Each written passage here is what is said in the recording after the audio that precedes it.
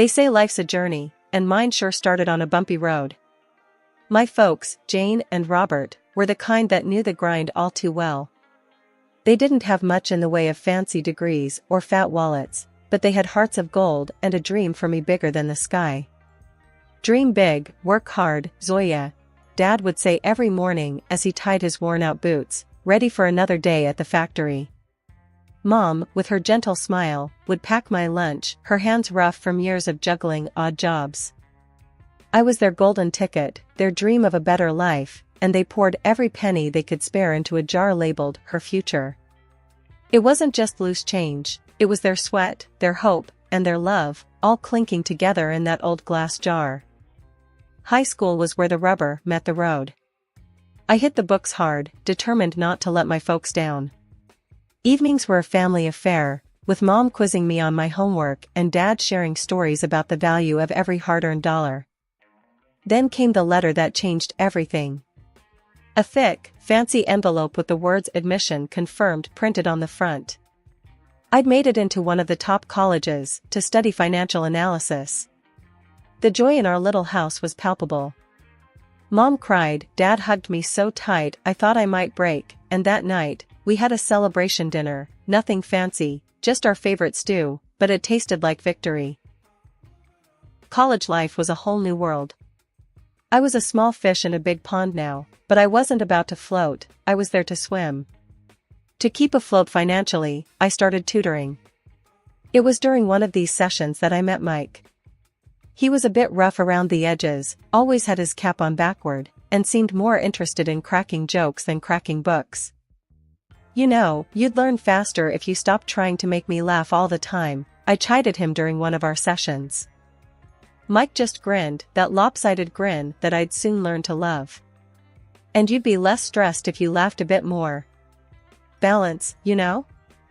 Our study sessions soon turned into long conversations, laughter, and eventually, something more.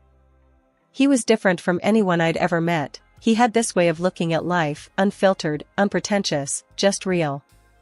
But life's not just about the good times, is it? It's about the grind, the hustle, the unending push to keep moving forward. That's what my parents taught me, and that's what I was determined to do, Mike by my side or not. Life after college was like stepping onto a whole new playing field. I landed a gig at a top firm right off the bat. All those nights hitting the books paid off, and I was ready to roll up my sleeves and dive into the world of finance. It was all high rises, sharp suits, and numbers that made your head spin. And let me tell you, it felt good. Real good. Mike, on the other hand, he was treading water. Jobs for him were like buses, you miss one, and you're waiting ages for the next. When he finally landed something, it was clear his paycheck wasn't gonna stack up against mine. At first, it hung in the air like a bad smell. Mike would come home, his pride a little bruised, and I'd be there, trying to lighten the mood. Hey, it's not about who brings in what, I'd say, slinging an arm around him as we sat down to some takeout after a long day. We're a team, right? Yeah, a team, he'd mumble, but the crease in his brow told me he wasn't buying it. But as time ticked by, we settled into our rhythm. Our love wasn't about who paid for dinner or who had the fancier job title. It was about those quiet nights in, the laughter that filled our tiny apartment, and the dreams we whispered to each other in the dark. We tied the knot one summer's day. Nothing fancy, just a bunch of our closest friends and family, a local band, and a whole lot of love. It felt like the world was ours, and nothing could touch us. Can you believe it? Mrs. and Mr. Mike said, his arm slung around my shoulder as we watched the sun dip below the horizon, the party winding down around us. I leaned into him, feeling the warmth of the moment wrap around us. Believe it? I've been waiting for it, I teased, and we both laughed, the sound mingling with the soft clinking of glasses and the distant murmur of conversations. Life was good, even if it wasn't always easy. We had our share of bumps, like any couple. Bills piled up, and sometimes the end of the month had us digging deep into the couch cushions looking for spare change. But we made it work. Mike's job, well, it wasn't what he dreamt of, but it paid the bills, and he found joy in the little things. Like the way he'd come home, a grin spread across his face, holding some cheap trinket he found at a thrift store, claiming it was a treasure. "Look at this, Zoya," he'd chuckle, holding up a lamp that looked like it had seen better days. "It's got character." I'd roll my eyes, but inside, I loved that about him. He could find the silver lining in a storm cloud. Then there were nights when the weight of it all would press down on us. Nights when Mike would stare out the window, a cold cup of coffee in his hands, his thoughts a million miles away. "You ever think about where we're headed?" he'd ask, his voice barely above a whisper.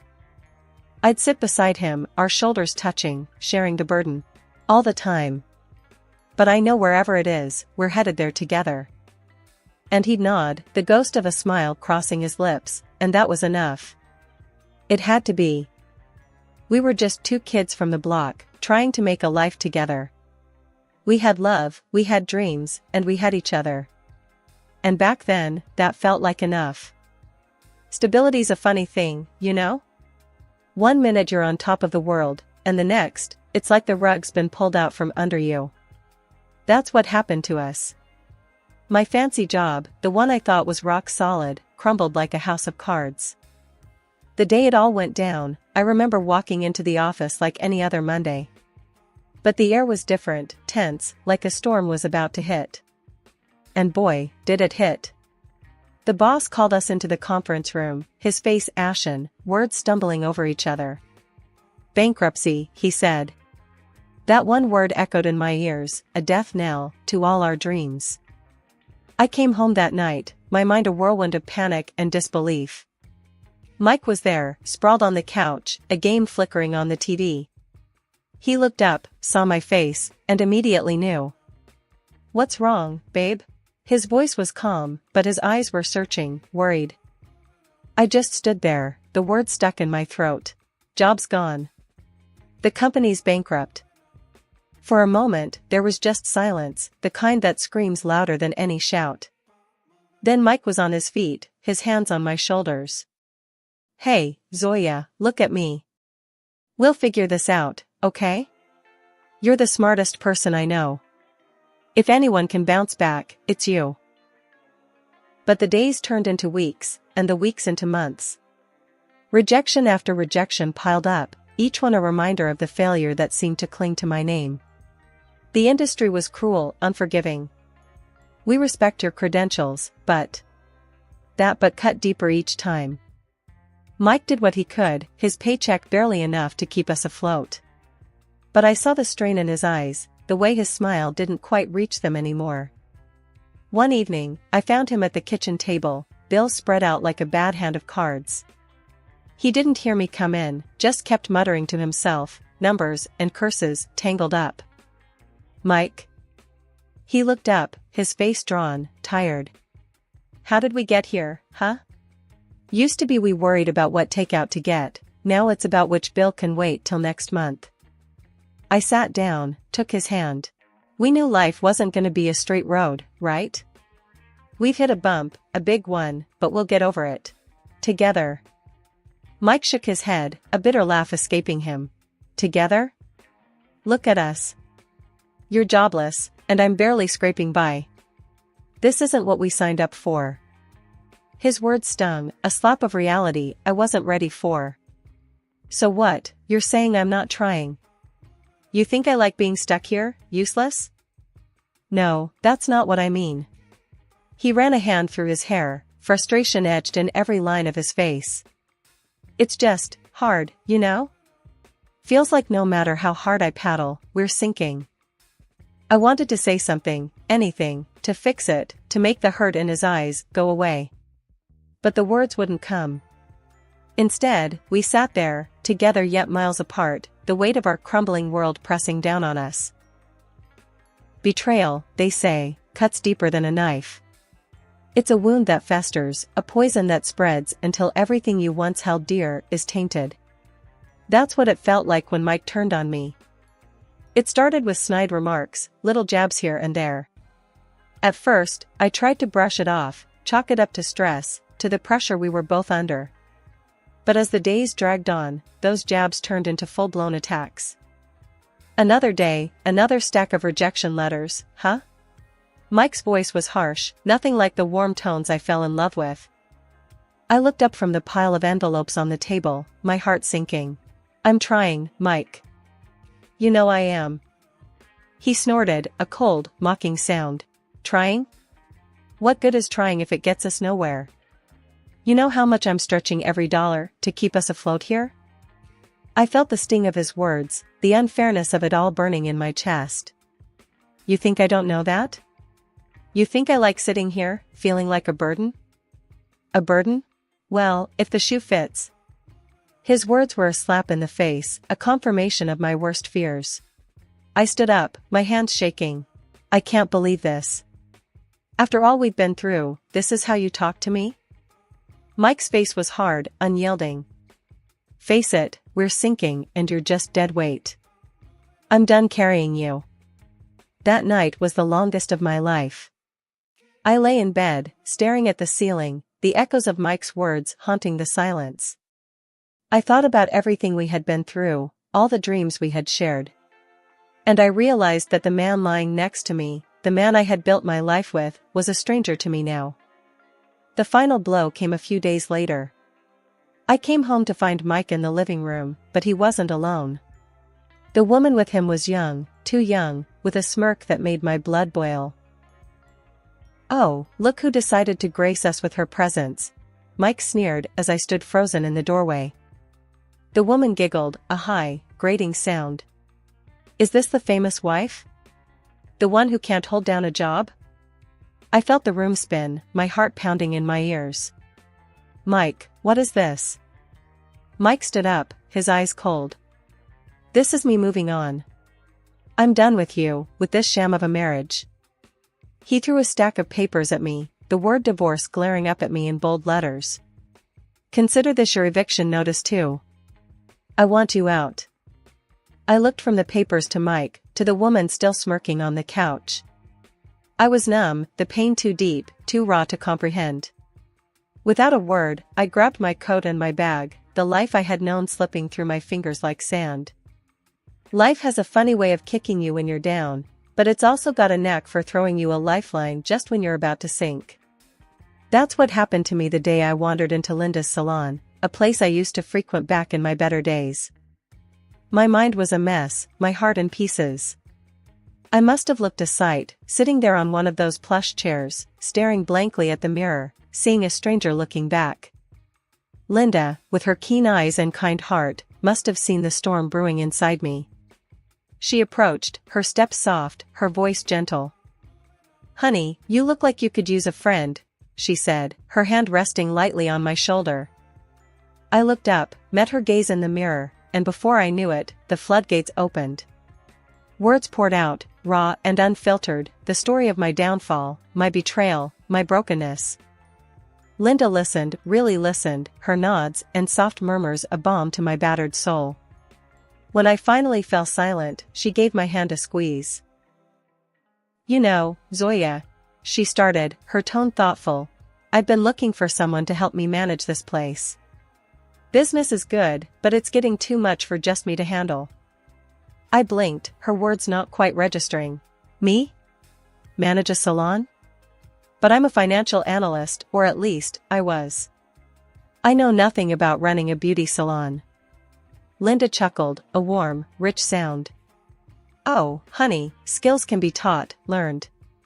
But character, grit, determination, now those are things you either have or you don't. And you, my dear, have them in spades. I stared at her, the offer sinking in. It was crazy, totally left field. Me, running a salon? But then, what did I have to lose? My career was in tatters, my personal life a disaster.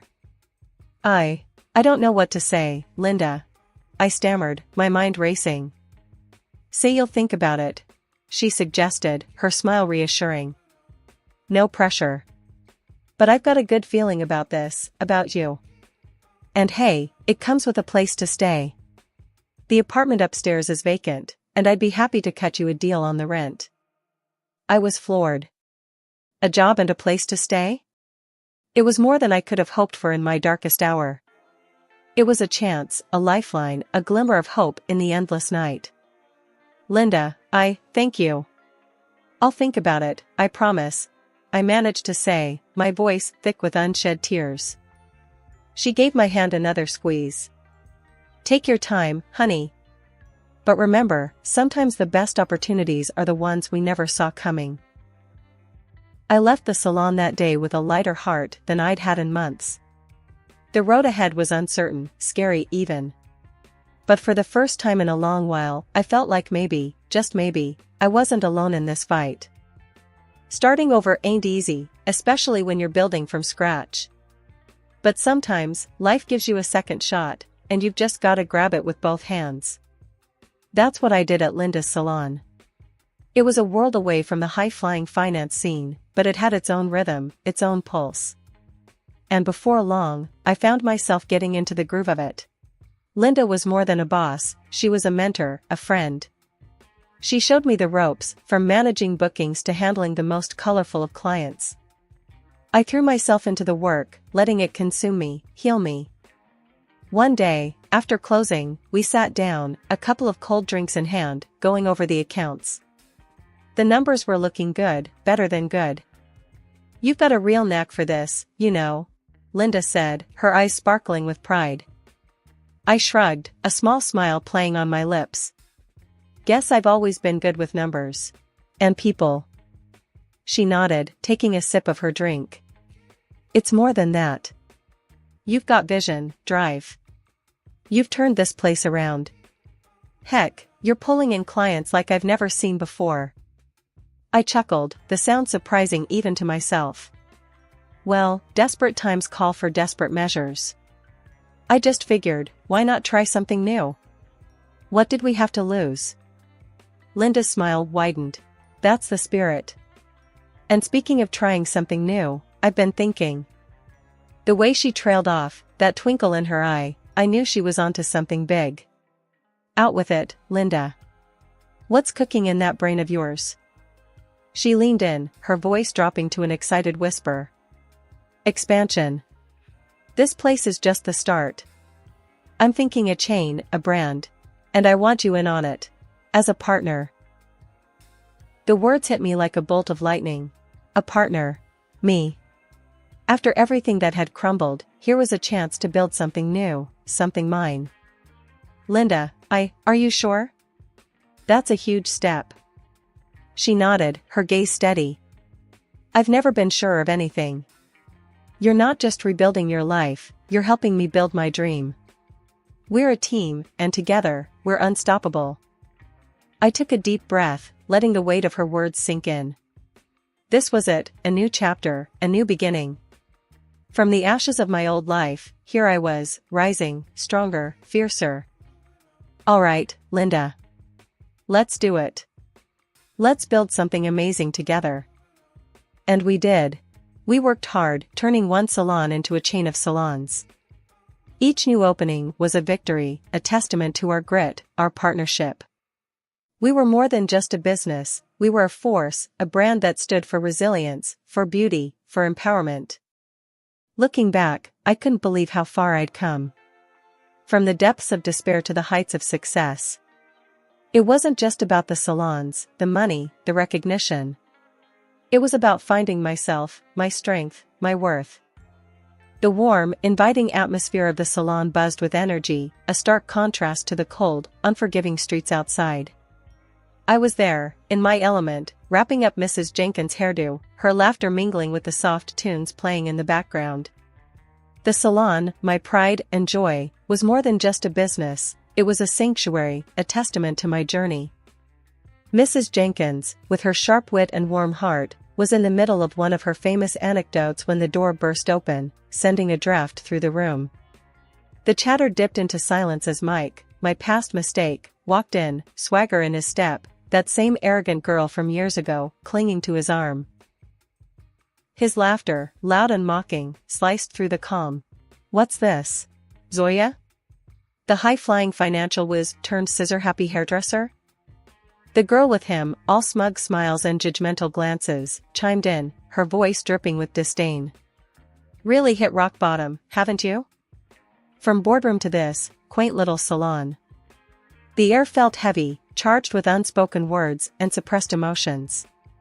I felt Mrs. Jenkins' grip tighten around my hand, her presence a silent pillar of strength. Without missing a beat, Mrs. Jenkins rose from her chair, her stature small, but her presence enormous. "You listen here, you ignorant fool. This woman, this hair snipper as you call her, she owns this place. Not just this one, but a whole chain of them. She's been in the papers, recognized as one of the most successful entrepreneurs around." Mike's smirk wavered, his companion's laughter faltering into an awkward silence. Mrs. Jenkins leaned in, her voice a fierce whisper that filled the room. "And you, I've seen you, parading around town, always a drink in hand, always on the brink of another shambles. It's you who's the embarrassment, not her. You're the one tossed from job to job like a rag doll." The salon was still, the air thick with tension. Mike, once towering with arrogance, now seemed smaller, his bravado fading under the weight of truth. He tried to interject, a weak. "Now, listen here," barely leaving his lips, before I cut him off. "Mike, your time here is done. You chose to walk out of my life, and that's where you'll stay. Out. You're not welcome here, not in my business, not in my life." His eyes met mine, a flurry of emotions passing through them, anger, shame, maybe a hint of regret. But it was too late. I had moved on, built a new life from the ashes of his betrayal. The girl with him, her confidence now a crumbled facade, tugged at his arm. "Let's go, Mike. This is pointless." They turned to leave, their exit as dramatic as their entrance, the door closing with a soft click behind them. The salon erupted into applause, a chorus of support and solidarity, Mrs. Jenkins leading the charge. She turned to me, her eyes softening. "You, my dear, are the epitome of grace and strength. Don't you ever forget that." The room slowly returned to its rhythm, the incident fading into just another story to tell. I looked around, my heart swelling with pride. These walls, these people, were a part of my story, a narrative of resilience, of rebirth. After the door closed on that chapter of my life, the salon, my sanctuary, felt even more like a haven. Linda, ever the pillar of strength and wisdom, sidled up to me as I was tidying up for the day. Her smile was as warm as the sunshine peeking through the windows. "You did good today, real good," she said, her eyes twinkling with a mix of pride and mischief. I chuckled, shaking my head. "Good? I feel like I just went 10 rounds in the ring." "Ah, but you came out on top. That's what counts," she insisted, giving me a gentle nudge. "And speaking of coming out on top, I've been thinking." That tone, that look in her eye, I knew it well. It meant Linda had another one of her grand ideas, the kind that had turned this salon from a dream into an empire. I leaned on the counter, my curiosity piqued. "Out with it then. What's brewing in that brilliant mind of yours?" She leaned in, her voice low and conspiratorial. "Expansion is great, we've nailed that. But what about branching out even more? I'm talking product lines, training academies, maybe even a reality show. Sky's the limit." The idea was bold, daunting, and utterly thrilling. The thought of turning our brand into something even bigger, touching more lives, igniting more dreams, it set my heart racing. "Linda, that's huge," I stammered, the magnitude of her vision dawning on me. "You really think we can pull it off?" She scoffed, playfully swatting my arm. "Think? Zoya, I know we can. Haven't we proved that already? We're a dynamite team. With your brains and my charm, we're unstoppable." Her confidence was infectious. I felt it, that familiar flare of excitement, the spark that had ignited my journey from the ashes of my past life. "All right, Linda. Let's do it. Let's shake things up and see where we land." Her grin was all the answer I needed. We were in this together, ready to take on the world, one dream at a time. As the salon emptied and the lights dimmed, I took a moment to reflect. Life had thrown curveballs, heartache, and challenges my way. But it had also brought me friendships, triumphs, and a future bright with possibilities. I locked the door, the click echoing in the quiet street. The night was still, the stars overhead a silent chorus of witnesses to my resolve. Tomorrow was a new day, a new chapter. And I was ready for it, ready for the challenges, the adventures, the highs and lows. Ready to build, to dream, to soar. I gave you everything, Zeke. My love, my trust, my father's legacy, and this is how you repay me? I gripped the damning photos in my shaking hands, the glossy images of my husband's infidelity blurring through my tears. It wasn't supposed to be like this. When Zeke and I first met, it was a whirlwind romance. He was charming, ambitious, and innovative, everything I thought I wanted in a partner. My father, the founder of our successful real estate development company, took an immediate liking to him. Zeke joined the company and quickly gained favor, his star rising as a brilliant architect. But as his reputation grew, so did his ego. Late nights, schmoozing clients at fancy dinners and exclusive clubs became the norm. When I expressed my concerns, Zeke dismissed them, claiming I didn't understand the demands of his job. I wanted to believe him, to trust that his heart remained true to me and our daughter, Violet. I was blind. Or maybe I just didn't want to see. The photos in my hands told a different story. There was Zeke, his lips locked with a young intern at a company event. Natalie, her name was, pretty, ambitious, and clearly enamored with my husband. Mom? Violet's voice shook me from my thoughts. What's wrong? I hastily wiped my tears, but it was too late. She'd seen the photos scattered across my desk. It's your father, I managed, my voice breaking. He's been having an affair. Violet's face contorted with anger. What? With who? An intern? Natalie? That bastard! Violet slammed her fist on the desk. You have to confront him, Mom. This can't go on. I shook my head, fear gripping my heart. I can't. The scandal, the company. Your grandfather's health is declining. The stress could kill him. And what about the stress this is causing you? Violet demanded. He doesn't deserve your protection, Mom. Not anymore. Deep down, I knew she was right. But the thought of my carefully constructed world crumbling around me was paralyzing. The sound of the front door opening snapped me back to reality. Zeke was home, no doubt fresh from another late night at the office. I quickly gathered the photos, shoving them into a drawer. Violet glared as Zeke entered the room, his suit impeccable, but the scent of unfamiliar perfume clinging to him like a guilty verdict. What's with the long faces? He asked, his charm now seeming so false, so hollow. Before I could respond, Violet stepped forward, her eyes blazing with fury.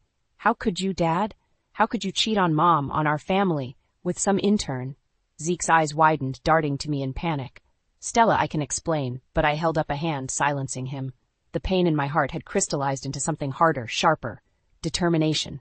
No more lies, Zeke, I said coldly. No more excuses. You've made your choice. Now you'll face the consequences.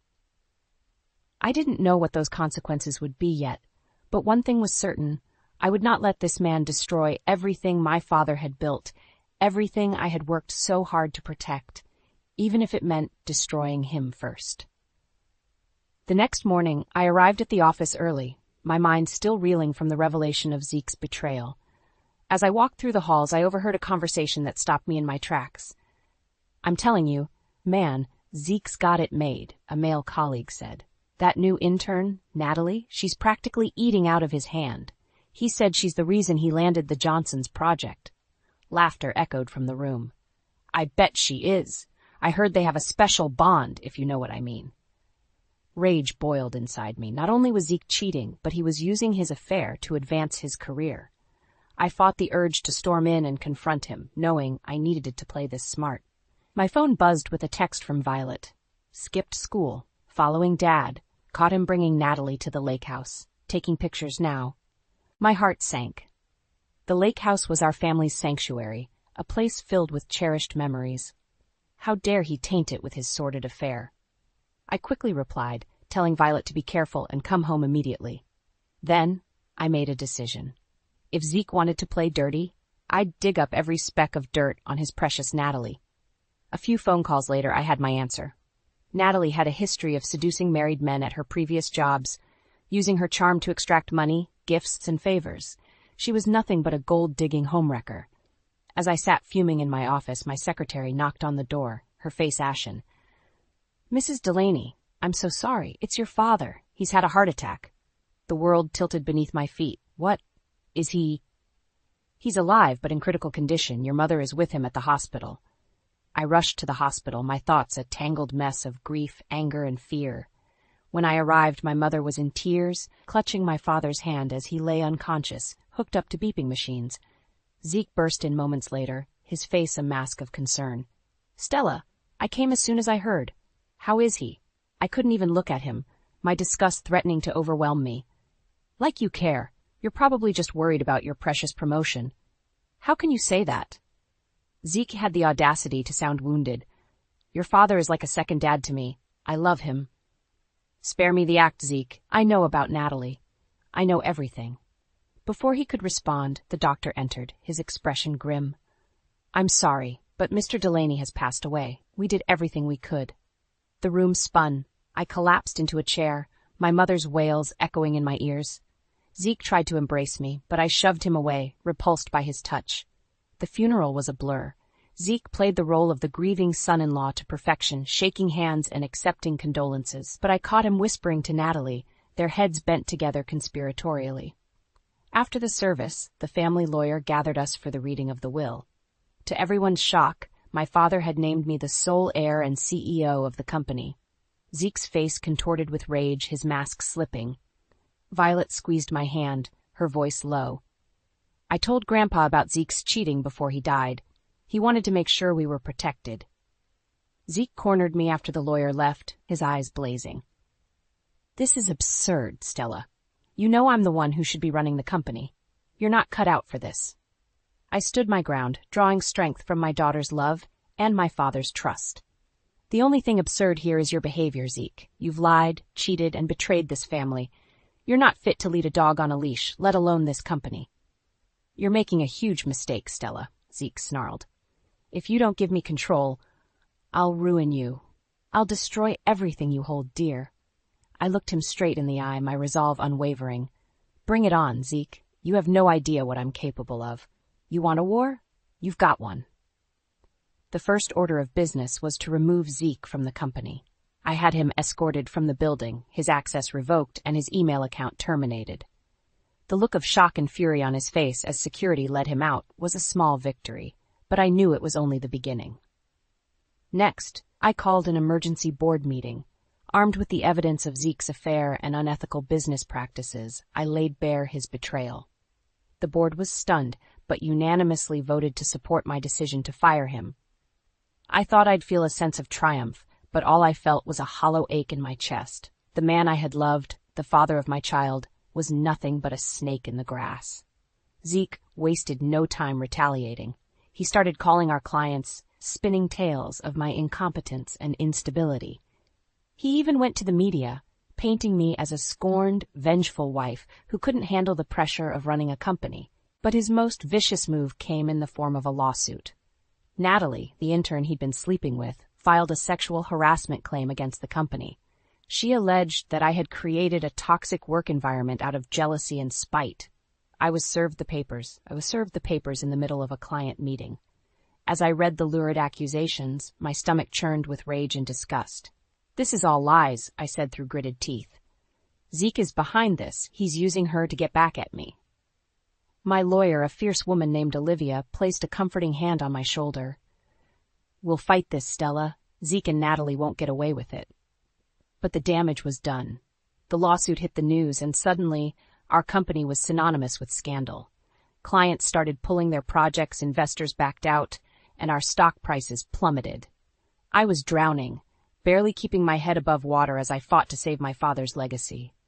Violet, my rock through it all, refused to let me give up. "We'll find a way to beat them, Mom," she said, her eyes blazing with determination. "We just need to fight fire with fire." Late one night, as I pored over legal documents and financial reports, Violet burst into my home office. "Mom, look what I found." She thrust her phone into my hands, a series of texts displayed on the screen. I read them quickly, my heart pounding.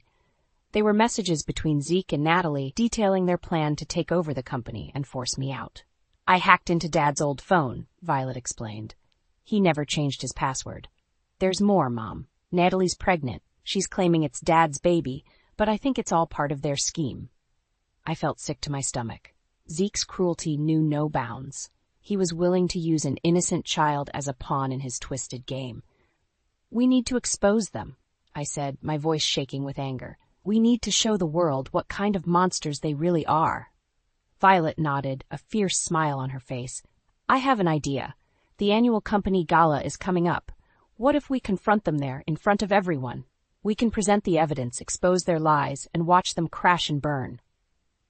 It was a risky plan, but I was out of options. Zeke and Natalie had backed me into a corner, and I was ready to come out swinging. Let's do it, I said, my resolve hardening. Let's take those bastards down. As I hugged my daughter close, I felt a flicker of hope amidst the darkness. Zeke had underestimated me, underestimated the strength of a mother's love and the power of the truth. He wanted a war. He was about to get one hell of a battle. The night of the gala arrived, and I was a bundle of nerves. Violet and I had spent weeks gathering evidence, piecing together the sordid details of Zeke and Natalie's scheme. We had bank statements, recorded conversations, and a damning trail of emails that painted a clear picture of their deceit. I smoothed my hands over my dress, a sleek black number that made me feel powerful, armored. Violet squeezed my hand as we entered the ballroom, the glittering chandeliers and elegant decor, a stark contrast to the ugliness we were about to expose. Zeke was holding court in the center of the room, Natalie draped on his arm like a trophy. They were all smiles and charm, working the crowd with their lies and manipulation. I took a deep breath, steeling myself for the confrontation. With Violet by my side, I approached the stage, the evidence clutched tightly in my hands. Ladies and gentlemen, may I have your attention, please? My voice rang out over the din of conversation, and the room fell silent. Zeke's eyes narrowed as he saw me, his jaw clenching with anger. Natalie's smile faltered, a flicker of fear crossing her face. I have something important to share with all of you tonight, I continued, my heart pounding in my chest. The truth about Zeke Delaney and Natalie Summers. I held up the stack of documents, my hands shaking slightly. These are records of their affair, their conspiracy to defraud this company and steal my family's legacy. They've been lying to all of us, manipulating and scheming for their own gain. The room erupted in gasps and murmurs. Zeke's face turned an ugly shade of red, his fists clenched at his sides. This is ridiculous, Stella, he spat. You're just a bitter, jealous woman who can't handle the fact that I've moved on. Those documents are forgeries, lies. Natalie nodded, her eyes wide with false innocence. She's crazy. I'm just an intern. I would never do something like this. But I wasn't finished. There's more, I said, my voice steady. Natalie is pregnant. She's been claiming the baby is Zeke's, using it as leverage to force me out of the company. Zeke blanched, his mouth falling open in shock. Natalie's hand flew to her stomach, her eyes darting around the room in panic. That's not true! Zeke shouted, his voice cracking. The baby is mine. Stella is just trying to turn everyone against me. I shook my head, a mirthless smile on my face. Oh, really? Then how do you explain these text messages detailing your plans to use the pregnancy to extort money from multiple men? I held up my phone, the damning text displayed on the screen. The crowd gasped, their faces a mix of shock and disgust. And as for the paternity of the baby, Violet chimed in, we have DNA test results proving that Zeke is not the father. Natalie has been playing all of you, just like she played my dad. The room exploded into chaos. Zeke lunged for me, his face contorted with rage, but security held him back. Natalie collapsed to the floor, sobbing and wailing about how she'd been set up. The police arrived moments later, handcuffs at the ready. As they led Zeke and Natalie away, reading them their rights, I felt a weight lift from my shoulders. It was over. The truth had prevailed, and my father's legacy was safe. I turned to Violet, tears streaming down my face. We did it, baby. We won. She hugged me tightly, her own tears mingling with mine. I'm so proud of you, Mom. You're the strongest person I know. As the guests began to disperse, whispering and gossiping about the night's events, I knew that the road ahead wouldn't be easy. There would be more battles to fight, more wounds to heal, but for now, I savored the victory, the knowledge that I had faced my demons and emerged stronger, wiser, and more determined than ever. Zeke had tried to break me, to shatter everything I held dear. But he had underestimated the power of a woman's resilience, the unbreakable bond of a mother and daughter united against all odds. And that was a mistake he would regret for the rest of his miserable life. The fallout from the gala was immediate and intense. The news of Zeke and Natalie's arrests spread like wildfire, plastered across every newspaper and gossip site in the city. The company was inundated with calls from reporters, investors, and clients demanding answers. I spent hours in meetings with the board, lawyers, and PR teams, trying to control the narrative and minimize the damage. It was exhausting, but I refused to let Zeke's actions destroy everything we had built. Violet was my rock through it all, keeping me focused and grounded. She even took on some of the media responsibilities, giving interviews and statements with a poise and maturity far beyond her years. "You're amazing. You know that?" I told her one evening, as we sat in my office, surrounded by stacks of paperwork. "I couldn't do this without you." She grinned, her eyes sparkling with mischief. "Well, someone has to keep you in line, Mom. Can't have you going all scorned woman on us again." I laughed, feeling lighter than I had in weeks. "I think I'll leave the dramatics to the soap operas from now on." But our moment of levity was short-lived. The next day, I received a call from the prison where Zeke was being held. "Mrs. Delaney, this is Warden Johnson. I'm afraid I have some bad news. Your husband was found dead in his cell this morning. It appears to be a suicide." I felt like I'd been punched in the gut. For all his flaws and betrayals, Zeke had once been the love of my life, the father of my child. The thought of him taking his own life, alone and desperate, was almost too much to bear. Violet found me in my room, staring blankly at the wall. "Mom, what's wrong?" I told her the news, my voice hollow and distant. She sat beside me, her arms wrapped around my shoulders as I wept. "I'm so sorry, Mom," she whispered. "I know you loved him, despite everything." I nodded, my tears soaking her shirt. "I did. God help me, I did.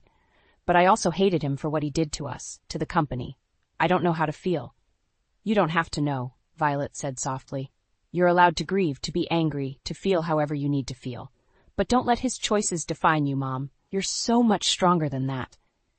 Her words were like a beacon in the darkness, guiding me back to shore. I hugged her tightly, marveling at the incredible young woman she had become. The funeral was a small, somber affair. I stood beside Violet, holding her hand as we watched the casket being lowered into the ground. Natalie was there, her belly swollen with her lies, her face a mask of crocodile tears. I felt a flicker of pity for her, mixed with a simmering rage. She had been a pawn in Zeke's game, but she had also made her own choices, her own mistakes. She would have to live with the consequences, just as I would. As the mourners dispersed, I caught a glimpse of a familiar face in the crowd. It was Olivia, my lawyer, her expression grim. "Stella, I need to talk to you," she said, pulling me aside. "It's about Zeke's death. The police found a note in his cell addressed to you." My heart seized in my chest. "What did it say?" Olivia hesitated, her eyes filled with concern. "He claimed that you drove him to it, that you ruined his life and left him no choice. He's trying to make you responsible, even in death." I felt a white-hot anger surge through me, mingled with a sickening dread. Even from beyond the grave, Zeke was still trying to manipulate me, to twist the truth to suit his own ends. "He's not going to win, Olivia," I said, my voice low and fierce. "I won't let him destroy me, not anymore. I'm going to fight back, with everything I have." Olivia nodded, a glimmer of admiration in her eyes. "I know you will, Stella, and I'll be right there beside you, every step of the way." As I walked away from the cemetery, Violet's hand clasped tightly in mine. I knew that the battle was far from over. Zeke's final act of cruelty had opened up a new front in the war, one that threatened to consume me from the inside out. But I also knew that I had the strength, the courage, and the love to prevail. I had my daughter, my company, and the truth on my side. And that was a force that even death itself could not defeat. 1 year later, I stood at the podium addressing a room full of journalists and industry leaders. The company had not only survived the scandal, but thrived under my leadership. We had expanded into new markets, taken on innovative projects, and cemented our reputation as a force to be reckoned with. But the road to recovery had been long and painful. In the wake of Zeke's death, and the revelation of his final cruel message, I had been besieged by media attacks and legal challenges. Natalie, desperate to save herself, had tried to paint me as a ruthless, vindictive woman who had driven her poor, innocent lover to suicide. It was a narrative that some were all too eager to believe. I faced accusations, investigations, and even death threats from those who bought into Zeke and Natalie's lies, but I refused to back down. With Violet and Olivia by my side, I fought back against every false claim, every attempt to smear my name and my company. We dug deeper into Zeke and Natalie's past, uncovering a trail of deception and manipulation that stretched back years. We found other women Zeke had targeted, other companies he had tried to infiltrate and destroy. We exposed Natalie's history of extortion and fraud, revealing the true depths of her cruelty and greed. Slowly but surely, the tide began to turn. The media started to question Natalie's credibility, to see through the cracks in her story. The legal challenges against me were dismissed, one by one, as the evidence of my innocence mounted. And then, the final blow. Natalie's web of lies unraveled completely when it was revealed that the child she had claimed was Zeke's had actually been fathered by another married man she had been scheming against. She was arrested and charged with multiple counts of fraud and extortion. As I watched her being led away in handcuffs, I felt a sense of grim satisfaction. She had thought she could destroy me, could use my pain and grief as a weapon against me. But she had underestimated the strength of a woman who had already lost everything and survived. Violet, now a successful artist in her own right, had channeled her own pain and anger into her work. Her pieces, raw and powerful, had garnered critical acclaim and sparked important conversations about toxic masculinity and the resilience of women.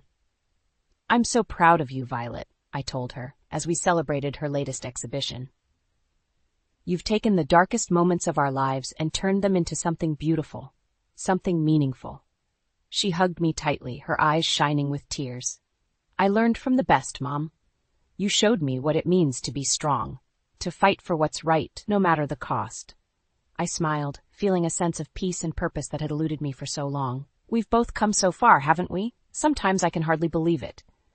"Believe it, Mom," Violet said, her voice filled with conviction. "We're survivors, you and me. We're unbreakable." As I looked out over the city skyline, the sun setting in a blaze of orange and gold, I knew she was right. Zeke and Natalie had tried to break me, to shatter my world into a million pieces. But I had taken those pieces and rebuilt myself, stronger and more resilient than ever before. I had my daughter, my company, and the knowledge that I had faced the worst that life could throw at me and emerged victorious. I was a survivor, a fighter, a woman who had claimed her power and her truth. And I knew, with a certainty that burned bright in my soul, that nothing and no one could ever take that away from me again. As I stepped down from the podium to a standing ovation, I caught Violet's eye in the crowd. She grinned at me, her fist raised in a gesture of solidarity and triumph. "Here's to the future, Mom," she mouthed, her eyes sparkling with pride and love. I raised my own fist in return, feeling a rush of gratitude and joy that brought tears to my eyes. Here's to the future indeed, a future that we had fought for, that we had earned, that we had claimed as our own. A future that belonged to us and us alone. The courtroom was packed, the air thick with tension and anticipation. Zeke and Natalie sat at the defendant's table, their faces pale and drawn. They had been denied bail, deemed a flight risk after the extent of their crimes had been revealed. I sat in the front row, Violet and Olivia beside me. We had spent months preparing for this moment, gathering evidence and testimony, yet building an airtight case against the two people who had nearly destroyed our lives. As the judge entered the room, I felt a shiver run down my spine. This was it, the moment of truth, the final reckoning. The prosecutor, a sharp-eyed woman named Valerie, laid out the case against Zeke and Natalie with ruthless efficiency. She detailed their schemes, their lies, their callous disregard for the lives they had ruined. She called witness after witness, each one painting a damning picture of greed, manipulation, and betrayal. Former employees, clients, even some of Natalie's other victims, they all took the stand, their voices shaking with anger and pain. And then it was my turn. As I walked to the witness box, I felt a rush of nerves and adrenaline, but I also felt a sense of clarity. a deep conviction in the truth of my words. I told my story from the beginning. The love, the trust, the dreams that Zeke and I had shared. The slow, insidious unraveling of our marriage as his ego and ambition consumed him. The devastating discovery of his affair, his betrayal, his cruelty. I spoke of the battle to save my company, my father's legacy, from their clutches.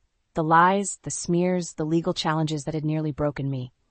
But I also spoke of the strength I had found in my daughter, in my friends, in the power of the truth. As I finished my testimony, I looked directly at Zeke and Natalie, my eyes blazing with a fierce, righteous anger. "You thought you could destroy me," I said, my voice ringing out clear and strong. "You thought you could take everything I had, everything I loved, and crush it beneath your feet. But you were wrong." Zeke's face twisted with rage. His fists clenched at his sides. Natalie's eyes darted around the room, searching for an escape, a way out. "I am not the weak, broken woman you thought I was," I continued, my voice rising with each word. "I am a survivor, a fighter, a mother who would move heaven and earth to protect her child, and I will not rest until justice is served, until you pay for every last one of your crimes." The courtroom erupted in applause, the sound washing over me like a wave. I looked over at Violet, tears streaming down her face, her eyes shining with pride and love. The judge called for order, his gavel banging against the bench. And then, the moment we had all been waiting for. In the case of the state versus Ezekiel Delaney and Natalie Summers, on the charges of fraud, embezzlement, and conspiracy, the jury finds the defendants guilty on all counts. The words hit me like a thunderbolt, a shock of joy and relief that brought me to my knees. Violet and Olivia were there in an instant, their arms around me, their tears mingling with my own. I watched as Zeke and Natalie were led away in handcuffs, their faces contorted with shock and disbelief. They had thought themselves invincible, untouchable, above the law and the consequences of their actions. But they had been wrong.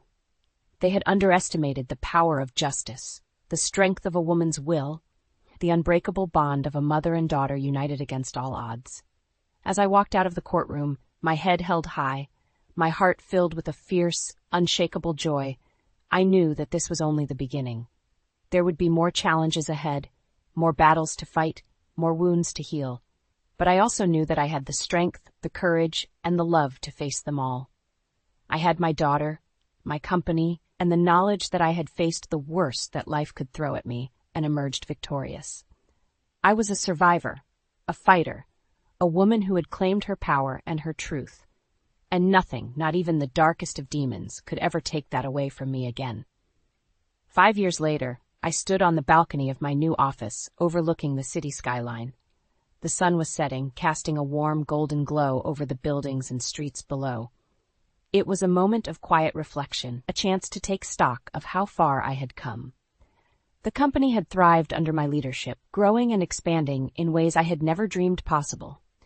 We had taken on new challenges, new projects, new frontiers, and emerged stronger and more successful than ever before. But it wasn't just the business that had flourished. Violet had blossomed into an incredible young woman, her artistic talent and passion taking her to new heights. She had just opened her first solo exhibition, a stunning collection of pieces that explored themes of resilience, healing, and the power of the human spirit. As I looked out over the city, I felt a sense of peace and contentment that had eluded me for so long. The wounds of the past had healed, the scars faded into a distant memory. I had found a new sense of purpose, a new lease on life, a new reason to wake up every morning with a smile on my face. And yet I knew that I could never forget the lessons I had learned, the battles I had fought, the strength I had found within myself. Those experiences had shaped me, molded me into the woman I was today. A woman who knew her own worth, her own power, her own unbreakable spirit. A knock on the door startled me from my thoughts. I turned to see Olivia, a smile on her face, a file in her hand. "Sorry to interrupt, Stella, but I thought you should see this," she said, handing me the file. I opened it, my eyes scanning the pages, my heart skipping a beat. It was a report from the parole board detailing Zeke and Natalie's latest hearing. "They were denied," Olivia said softly. "The board cited their lack of remorse as their continued attempts to manipulate and deceive. They'll be staying behind bars for a long time to come." I felt a rush of emotions, relief, sadness, a twinge of pity for the broken, twisted souls they had become. But I also felt a sense of closure, a final chapter in the story of our shared past. "Thank you, Olivia," I said, my voice steady and strong, "for everything you've done, for standing by me through it all. I couldn't have made it without you." She smiled, her eyes shining with warmth and affection. "You give yourself too little credit, Stella. You're the strongest, most resilient person I know. You've overcome more than most people could even imagine." I hugged her, feeling a rush of gratitude and love for this woman who had been my rock, my anchor, my unwavering supporter through the darkest of times. As she left the office, I turned back to the balcony, my eyes drawn to a small framed photo on the wall. It was a picture of my father, his face beaming with pride and joy, his arm around a much younger version of myself. I felt a pang of grief, a moment of longing for the man who had been my guiding light, my North Star, my constant source of love and support. But I also felt a sense of deep, abiding gratitude for the legacy he had left me, the values he had instilled in me, the strength he had helped me find within myself. "I miss you, Dad," I whispered, my fingers tracing the outline of his face. "But I know you're always with me, always watching over me. And I promise I'll make you proud. I'll honor your memory every single day." As I stepped back from the photo, I felt a sense of renewed purpose, a fire burning bright in my heart. I had been through hell and back, had faced the worst that life could throw at me, and emerged stronger, wiser, and more determined than ever before. I was a survivor, a fighter, a woman who had claimed her power and her truth, and I knew, with a certainty that blazed like the sun, that nothing could ever hold me back, ever again. I smiled, my eyes fixed on the horizon, my heart filled with hope and possibility. The future was mine, and I was ready to face it, head on, with all the strength and courage of a true warrior.